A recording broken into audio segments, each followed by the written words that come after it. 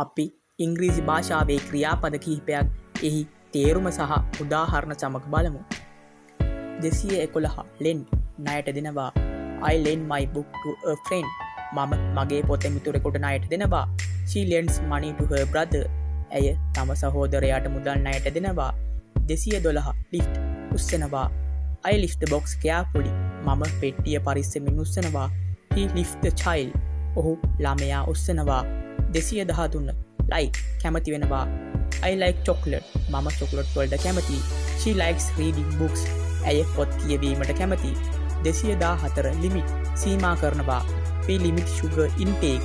අපි සීනි භාවිතය සීමා කරනවා. The teacher limits the time.